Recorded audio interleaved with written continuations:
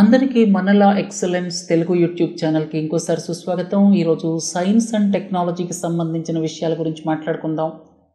ఈ మధ్య United states of అమెరికాకి సంబంధించినటువంటి రెగ్యులేటర్ 2 జీన్ థెరపీ మెథడ్స్ని అప్రూవ్ చేసింది. ఈ 2 మెథడ్స్ కూడా సికిల్ సెల్ డిసీజ్ని ట్రీట్ చేయడానికి. ఒక నెల క్రితం యునైటెడ్ కింగ్డమ్కి సంబంధించినటువంటి రెగ్యులేటర్ ఏం చేసిందంటే 2 మెథడ్స్ని అది కూడా అప్రూవ్ చేసింది. ఒక మెథడ్ ఏమో సికిల్ సెల్ డిసీజ్ని ట్రీట్ చేయడానికి, రెండోదేమో థలాసెమియా డిసీజ్ని ట్రీట్ చేయడానికి. ఈ సందర్భంగా మీకు బేసిక్స్ నుంచి ఈ మాడ్యూల్లో చెప్పదలుచుకున్నాను.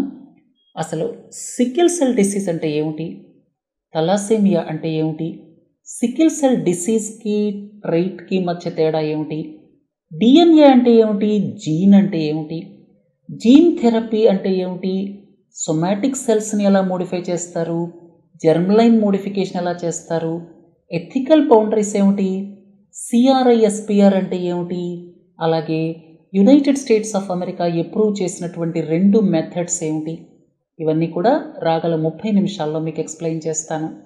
సరే, మొదటి ప్రశ్న, సికిల్ సెల్ అనీమియా, థలాసెమియా ఈ 2 డిసీజెస్ ఎందుకు వస్తాయి?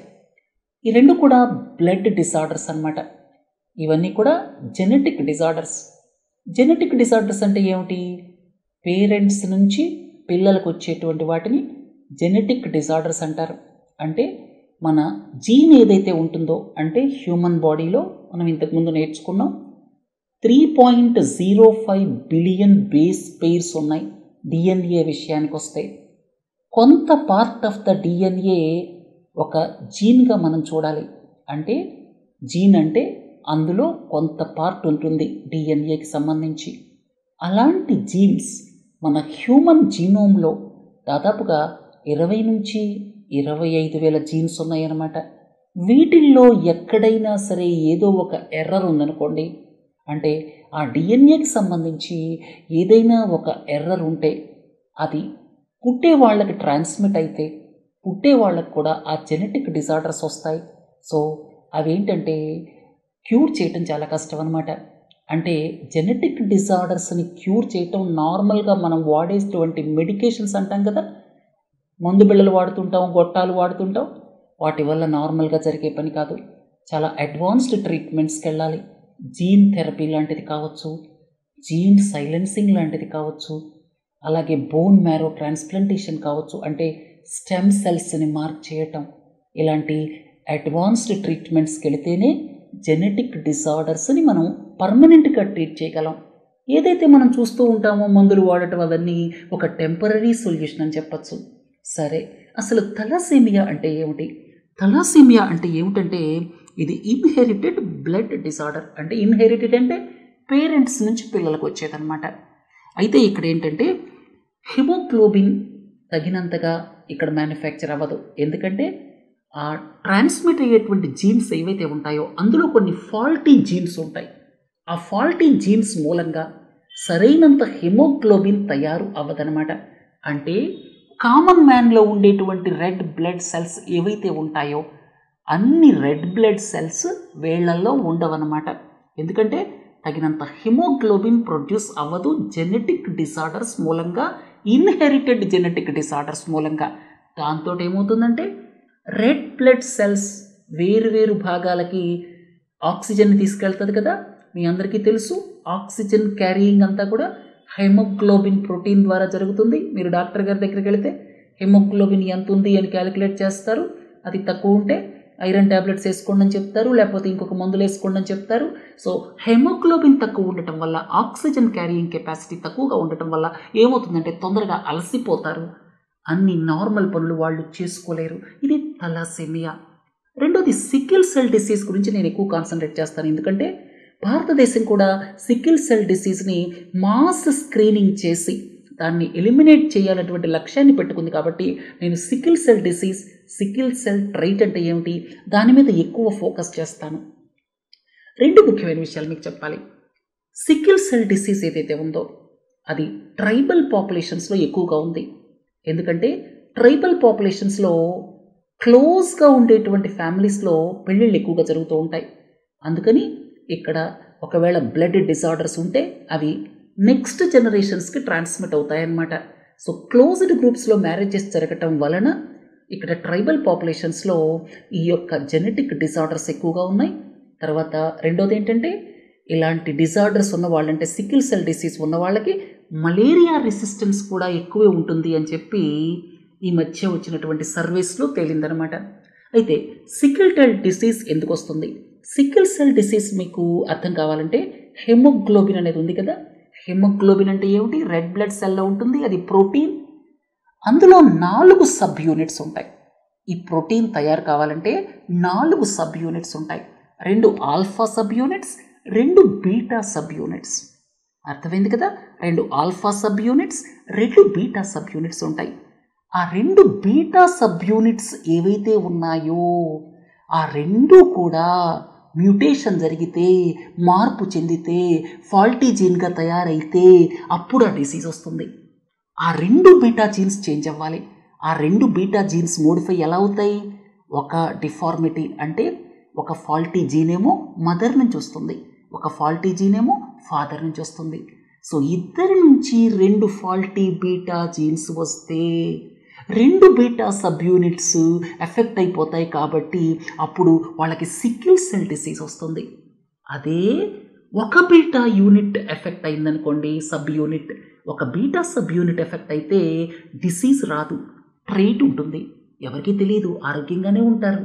మళ్ళా అలాంటి ట్రైట్ ఉన్న వాళ్ళతోటి పెళ్ళయిందనుకోండి, పిల్లలకి ఈ డిసీజ్ వచ్చే అవకాశం 25% ఉంటుంది. అందుకే ట్రైబల్ పాపులేషన్ అందరినీ స్క్రీన్ చేయాలి అని చెప్పి భారత ప్రభుత్వం నిర్ణయించింది. అర్థమైంది కదా? 2 బీటా సబ్ యూనిట్స్ కూడా మ్యూటేషన్ చెందితే, ఫాల్టీ జీన్స్ వస్తే, మదర్ నుంచి ఒకటి, ఫాదర్ నుంచి ఒకటి, అప్పుడు ఏమవుతుందంటే వాళ్ళకి ఆ డిసీజ్ ఉంటుంది, తెలిసిపోతుంది డిసీజ్ ఉంటే. తర్వాత ఒకవేళ మదర్ నుంచో ఫాదర్ నుంచో ఒకటే ఫాల్టీ బీటా సబ్ యూనిట్ వచ్చింది, రెండోది నార్మల్గానే ఉంది, అలాంటప్పుడు వాళ్ళకి డిసీజ్ ఉండదు, ట్రైట్ ఉంటుంది. తర్వాత వాళ్ళకి అలాంటి ట్రైట్ ఉన్న వాళ్ళతోటే పెళ్ళయిందనుకోండి, పిల్లలకి సికిల్ సెల్ డిసీజ్ వచ్చేటువంటి అవకాశం 25% ఉంటుందన్నమాట. అందుకే మాస్ స్క్రీనింగ్ చేయాలి అని ప్రభుత్వం నిర్ణయించుకుంది ట్రైబల్ పాపులేషన్స్కి సంబంధించి. సరే, ఇప్పుడు ఈ సికిల్ సెల్ డిసీజ్ ఏంటంటే ఫాల్టీ జీన్స్. మీకు చెప్పాను కదా, హెమోగ్లోబిన్లో 2 ఆల్ఫా జీన్స్, 2 బీటా జీన్స్ ఉంటాయని చెప్పి. 2 బీటా జీన్స్ కూడా ఫాల్టీగా ఉంటే, ఒకటి మదర్ నుంచి ఒకటి ఫాదర్ నుంచి వస్తే, అప్పుడు ఈ యొక్క హెమోగ్లోబిన్ ఏదైతే ఉందో అది మ్యానుఫ్యాక్చరింగ్ ఎఫెక్ట్ అవుతుంది. దాంతో రెడ్ బ్లడ్ సెల్స్ ఏవైతే ఉంటాయో అవి మన కొడవలి ఉంటుంది కదా, కొడవలి సికిల్ అంటాం, సికిల్ రూపంలోకి వచ్చేస్తాయి. ఫాల్టీ జీన్స్ మూలంగా, 2 ఫాల్టీ బీటా సబ్ యూనిట్స్ మూలంగా అవి సికిల్ రూపంలోకి వచ్చేస్తాయి. ఇంతకుముందే చెప్పుకున్నాం, హిమోగ్లోబిన్ అనేది ఆక్సిజన్ క్యారియర్ అని చెప్పి, అంటే red blood cells oxygen carrier. అయితే అవి ఇలా రౌండ్గా ఉండకుండా ఇలా సికిల్ రూపంలో, కొడవలి రూపంలోకి వచ్చేస్తాయి అనుకోండి, ఎలా మన రక్తనాళాల్లో బ్లడ్ వెసల్స్లో ఎలా మూవ్ అవుతాయి? ఎక్కడ పడితే అక్కడ ఇరుక్కుపోతాయి, కొన్ని చోట్లకి వెళ్ళలేవు, కొన్ని సన్నగా ఉండేటువంటి రక్తనాళాల్లోకి ట్రావెల్ చేయలేవు, కొంచెం ఎక్కడైనా సరే ఇబ్బంది వస్తే అక్కడే స్టిక్ అయిపోతాయి. సో దాంతో విపరీతంగా నొప్పి వస్తుంది. తర్వాత ఆక్సిజన్ క్యారీయింగ్ కెపాసిటీ తగ్గిపోవడం వల్ల ఏమవుతుందంటే వాళ్ళు నార్మల్ పనులు చేసుకోలేరు, తొందరగా అలసిపోతారు. సో ఇలాంటివన్నీ కూడా ఈ యొక్క సికిల్ సెల్ డిసీజ్ మూలంగా వస్తాయన్నమాట. తర్వాత దీనికి పర్మనెంట్ క్యూర్ ఏంటి, టెంపరీ క్యూర్ ఏంటి, కొంచెం సేపు ఆగిన తర్వాత చెప్తాను. తరువాతి ప్రశ్న, ఎందుకని రెడ్ బ్లడ్ సెల్స్ కొడవలి రూపంలోకి మారుతాయి? తర్వాత దాని ఇంప్లికేషన్స్ ఏమిటి? మీకు ఇంతకు ముందే చెప్పాను, 2 సబ్ యూనిట్స్ కూడా ఫాల్టీగా ఉంటే అప్పుడు ఏమవుతుందంటే ఈ shape of the blood cell అనేది కొడవలి రూపంలో మారుతుంది. హెమోగ్లోబిన్లో 2 ఆల్ఫా సబ్ యూనిట్స్ ఉంటాయి, 2 బీటా సబ్ యూనిట్స్ ఉంటాయి. 2 బీటా సబ్ యూనిట్స్ కూడా ఫాల్టీ జీన్స్ ఉంటే అప్పుడు అవి కొడవలి రూపంలో మారుతాయి, red blood cells. Red blood cells యొక్క కాల పరిమితి ఎంత బాడీలో? 120 days. కానీ సికిల్ సెల్ రూపంలో ఉన్నవి 10 రోజుల్లో చచ్చిపోతాయి, 15 రోజుల్లో చచ్చిపోతాయి. అందుకని ఇవి మూవ్ అవ్వడం కూడా కష్టం. చూడండి, వాటి షేప్ మూలంగా బ్లడ్ ఫ్లోని బ్లాక్ చేస్తాయి, తర్వాత తొందరగా చనిపోతాయి, తర్వాత shortage of red blood cells ఉంటుంది, దాంతో అన్ని భాగాలకి ఆక్సిజన్ సరిగా చేరదు. సో ఈ సమస్యతో చాలామంది బాధపడుతున్నారు. మన దేశం విషయానికి వస్తే దాదాపు 15 లక్షల మంది సికిల్ సెల్ డిసీజ్తో బాధపడుతున్నట్లుగా అంచనాలు చెప్తున్నాయి. 15 లక్షల మంది సికిల్ సెల్ ఎఫెక్టెడ్ పేషెంట్స్ ఉన్నారనమాట.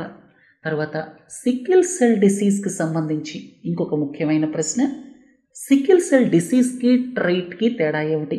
మీకు ఇంతకు ముందే చెప్పాను, డిసీజ్ అంటే 2 ఫాల్టీ జీన్స్ ఉంటాయి, ట్రైట్ అంటే 1 ఫాల్టీ జీన్ ఉంటుంది. మీరు ఇక్కడ చూడండి, ఇక్కడ వీళ్ళిద్దరూ పెళ్లి చేసుకున్నారు కానీ వాళ్ళకి ట్రైట్ ఉంది, 1 ఫాల్టీ జీన్ ఉంది. ఫాదర్కి 1 ఫాల్టీ జీన్ ఉంది, మదర్కి 1 ఫాల్టీ జీన్ ఉంది. అందుకని వాళ్ళకి సికిల్ సెల్కి సంబంధించిన ట్రైట్స్ ఉన్నట్టు తెలియదు. పెళ్లి చేసుకున్నారు నార్మల్గానే, తర్వాత పిల్లల్ని కన్నారు. అలాంటి సందర్భాల్లో 25% ఛాన్స్ ఏంటంటే వాళ్ళకి హెల్దీ ఇండివిజువల్స్ పుట్టచ్చు. ఒక 25% ఛాన్స్ ఏంటంటే 2 జీన్స్ కూడా ఫాల్టీ జీన్స్ రావచ్చు, ఒకటి మదర్ నుంచి ఒకటి ఫాదర్ నుంచి. ఏమవుతుంది అప్పుడు? సికిల్ సెల్ డిసీజ్ వస్తుంది. అందుకే ప్రభుత్వం స్క్రీనింగ్ చేస్తుందన్నమాట. ఇక్కడ చూడండి, వీళ్ళిద్దరూ కూడా ట్రైట్ అనమాట.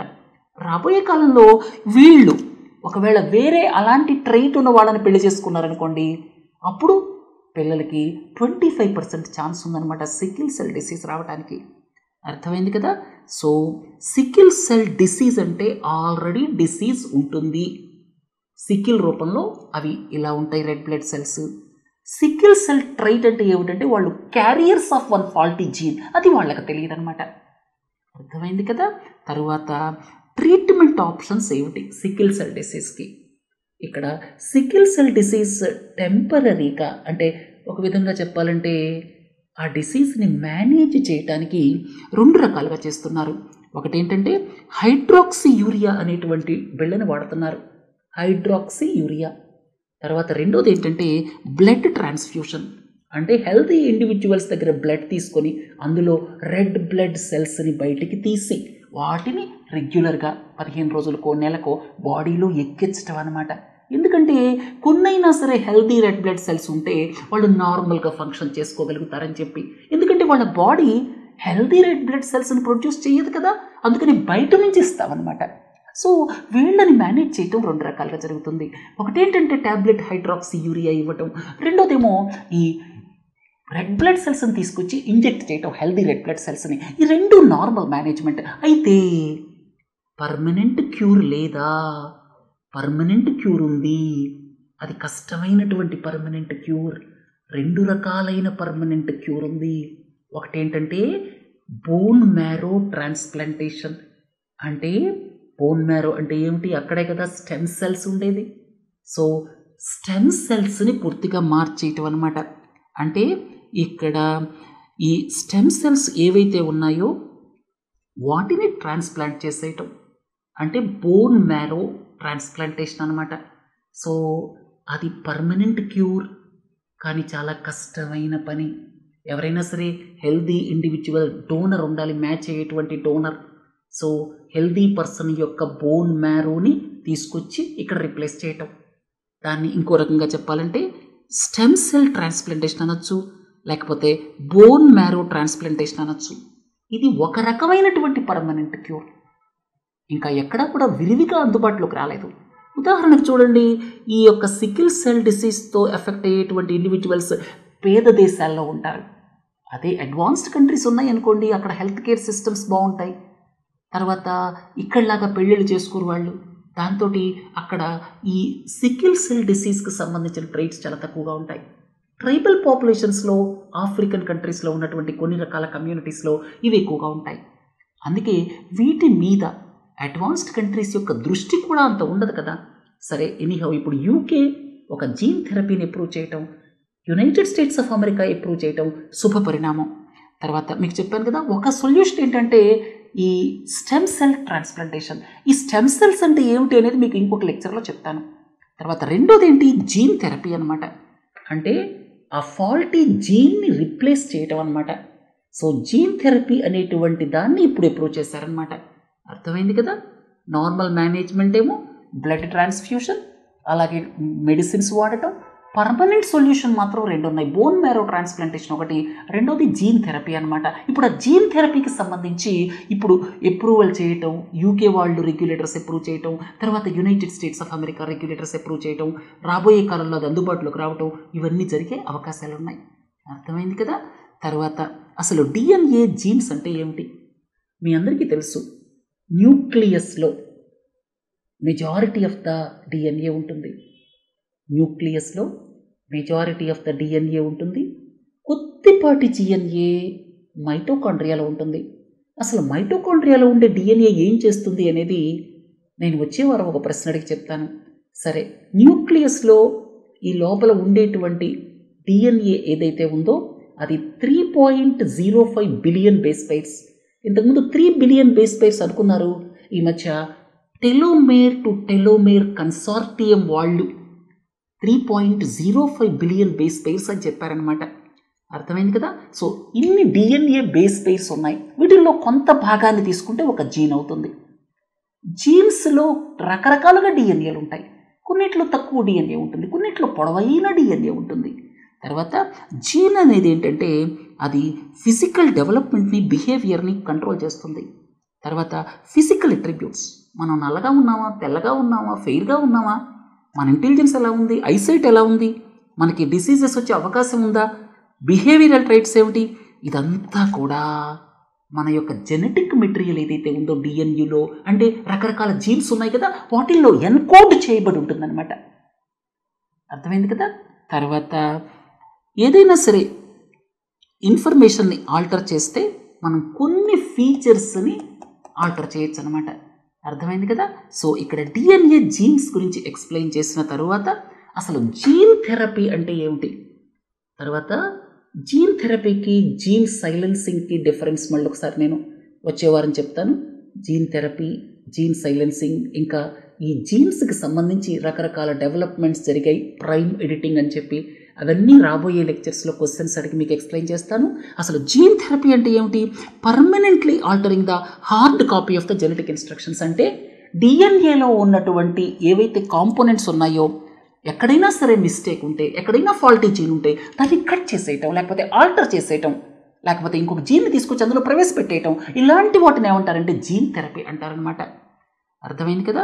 ఇది చాలా రిస్కీ ప్రొసీజర్. ఎందుకంటే ఎప్పుడైనా ఎక్కడైనా ఏదైనా తప్పు జరిగితే దాన్ని మళ్ళీ రివర్స్ చేయడం చాలా కష్టం. ఇంకోటి ఏంటంటే ఈ జీన్ థెరపీ అనేది 1 టైం ట్రీట్మెంట్ మాత్రమే, మాటికి మీరు కట్ చేయలేరు వెళ్ళి. తర్వాత ఇలాంటి డిజార్డర్స్ ఏవైతే ఉన్నాయో, అంటే ఉదాహరణకి బ్లడ్ డిజార్డర్స్, ఇవి హెమోగ్లోబినోపతీస్. హెమోగ్లోబినోపతీస్ అంటే బ్లడ్కి సంబంధించినటువంటి డిజార్డర్స్. ఇవన్నీ ఇన్హెరిటెడ్ జెనెటిక్ డిజార్డర్స్. ఉదాహరణకి తలసేమియా కావచ్చు, సికిల్ సెల్ డిసీజ్ కావచ్చు. వీటినన్నిటినీ క్యూర్ చేయడానికి జీన్ థెరపీ అనేటువంటిది ఒక ఆప్షన్. రెండో ఆప్షన్ మీకు ఇంతకుముందే చెప్పాను, బోన్ మ్యారో లేకపోతే స్టెమ్ సెల్ ట్రాన్స్ప్లాంటేషన్ అనమాట. తర్వాత సిఆర్ఐఎస్పిఆర్ అంటే ఏమిటి? మీకు ఇంతకుముందు చెప్పాను కదా, జీన్ థెరపీకి సంబంధించి. జీన్ థెరపీ అంటే ఈ డిఎన్ఏ 3 బిలియన్ బేస్ పెయిర్స్ ఏవైతే ఉన్నాయో వాటిల్లో ఎక్కడైనా ఆల్టరేషన్స్ చేయాలంటే, ఫాల్టీ జీన్ని కట్ చేసేయాలంటే దాన్ని కట్ చేయడానికి ఉపయోగించేటువంటి టెక్నాలజీ సిఆర్ఐఎస్పిఆర్ అనమాట. ఇది యానిమల్స్లో వాడచ్చు, మనుషుల్లో వాడచ్చు, ప్లాంట్స్లో వాడచ్చు. తర్వాత ఇక్కడ ఇండియాలో ఏ రకమైనటువంటి లీగల్లీ ఎన్ఫోర్సబుల్ రెగ్యులేషన్స్ లేవు. సిఆర్ఐఎస్పిఆర్ని విరివిగా వాడుతున్నారు. తర్వాత ఇదేంటంటే బ్యాక్టీరియా ఎలాగైతే వైరస్ల నుంచి తనని తాను ప్రొటెక్ట్ చేసుకుంటుందో ఆ రకమైనటువంటి ఐడియా నుంచి ఉద్భవించిందే సిఆర్ఐఎస్పిఆర్. తర్వాత సిఆర్ఐఎస్పిఆర్తో పాటు Cas9 అని ఉంటుంది. Cas9 అంటే సిఆర్ఐఎస్పిఆర్ అసోసియేటెడ్ ప్రోటీన్ 9. అంటే ఇది ఒక సిజర్ లాగా పనిచేస్తుంది. దీన్ని తీసుకెళ్ళి డిఎన్ఏని ఎక్కడ కావాలంటే అక్కడ కట్ చేసేస్తామన్నమాట. అర్థమైంది కదా. ఈ బేస్ పెయిర్స్లో ఎక్కడ ఫాల్ట్ ఉంటే అక్కడ కట్ చేసేస్తామన్నమాట. తర్వాత ఇది చాలా కాస్ట్ ఎఫెక్టివ్ ట్రీట్మెంట్. తర్వాత ఇంకోటి ఏంటంటే కరెక్ట్గా లొకేషన్కి వెళ్ళి మనం కట్ చేసేస్తాం. అంటే టార్గెటెడ్ లొకేషన్ని మనం టార్గెట్ చేస్తాం. ఏది కట్ చేయాలి, ఎక్కడ మిస్టేక్ ఉంది.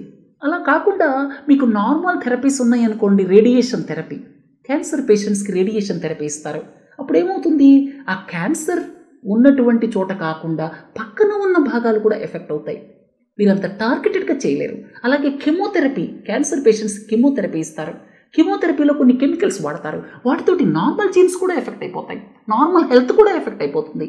అలా కాకుండా సిఆర్ఐఎస్పిఆర్ ఏదైతే ఉందో దానికి సంబంధించి అది టార్గెటెడ్గా వెళ్ళి 3 బిలియన్ బేస్ పేర్స్లో ఎక్కడ మిస్టేక్ ఉందో అక్కడ కట్ చేసి పడేస్తుంది. అర్థమైంది కదా. దీని అప్లికేషన్స్ రాబోయే కాలంలో విరివిగా ఉండబోతున్నాయి.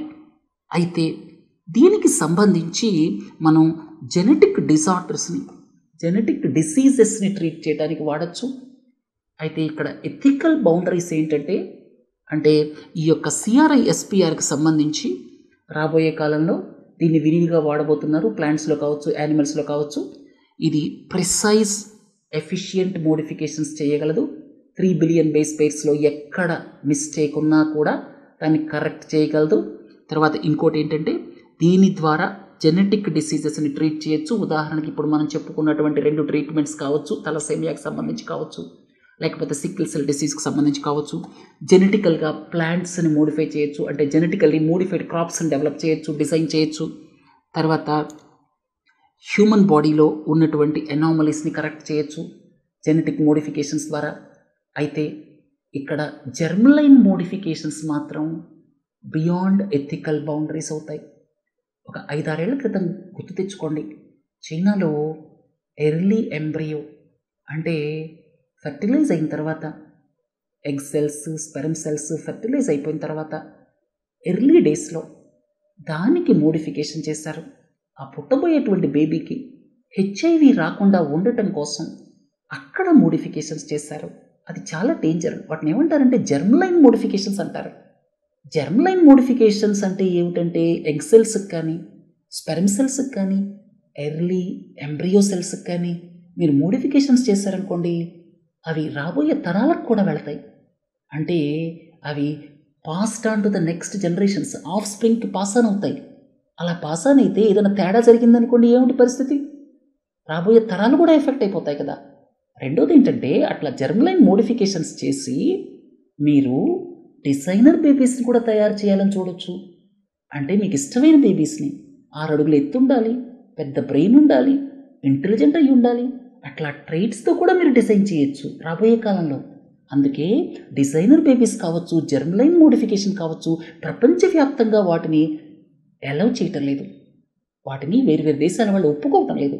మన దేశానికి సంబంధించి అసలు రెగ్యులేషనే లేదనుకోండి, అది వేరే విషయం. సరే, ఇది ఈ ఎథికల్ బౌండరీస్కి సంబంధించింది.